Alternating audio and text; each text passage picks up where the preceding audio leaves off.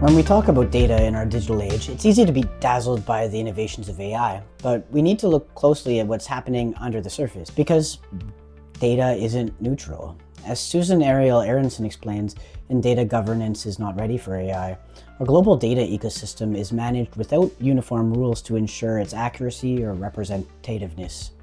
And that lack of governance has real consequences. Let's break this down. First, consider digital resources about Indigenous cultures. Many of these materials are produced through a settler lens, framed and interpreted from perspectives that don't reflect the lived realities of Indigenous communities.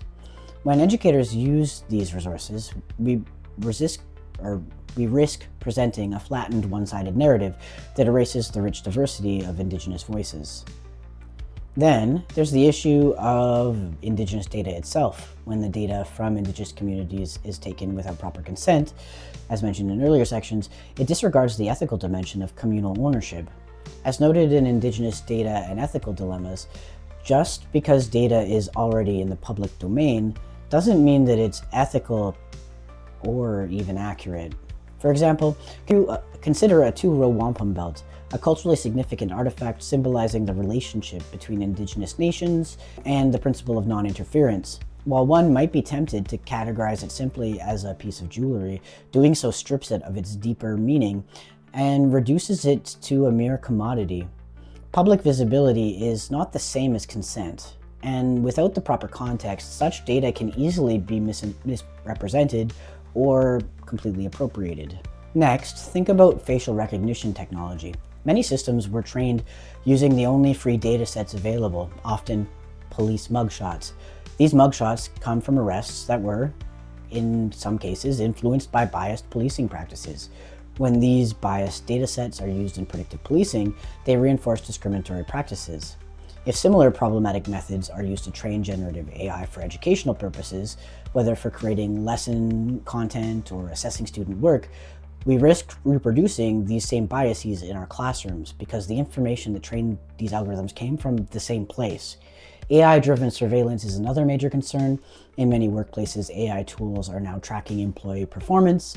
When there is nothing left but sorrow and love of Big Brother. A trend that raises serious privacy issues. If similar surveillance technologies creep into educational settings, we risk undermining our trust in our institutions and compromising the privacy of our students and the staff that we work with.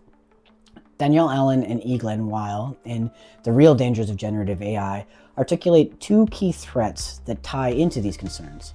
The first concern they have is collapse, a scenario in which unchecked deception and the erosion of contextual integrity destabilize our shared understanding, meaning we can't tell when something is true or not. Are we talking to bots online? Is the person that we're talking to real? Is the post that has been made genuine? Now imagine a classroom where basic facts are constantly in dispute because the AI-generated information is muddled by biased data inputs. This is something that could happen. The second threat that they mention is singularity. This refers to the concentration of power in the hands of a few large entities, whether corporations, governments, or a small circle of technical experts. When a handful of these actors control vast amounts of data and AI technology, they can shape public discourse and educational content without broad input, which further reinforces existing inequalities. So the question is, what does this all mean for educators? Partially, it means really focusing on analysis, I think. In a Google search, at least if you scroll down further, you have the potential of hitting a different idea. With AI, it gives you one response, and if you don't know how to engage back and forth with it, it won't give you any more, and there's no work to check to see whether that information is even true at all. Also, we have to think about if our digital tools are built on these biased, incomplete, or ethically questionable data sets, then generative AI in education will likely reproduce those same problems.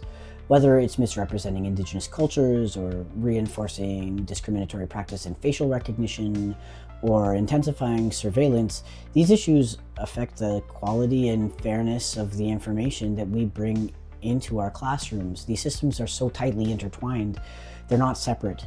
We must advocate for transparent, democratic oversight of data practices. Only by ensuring that our digital tools and content are accurate, inclusive, and ethically sourced can we protect the integrity of our educational system and the communities it serves. If we don't confront these challenges head-on, we risk baking these same biases into the future we're building for our students. And I don't think any of us want that.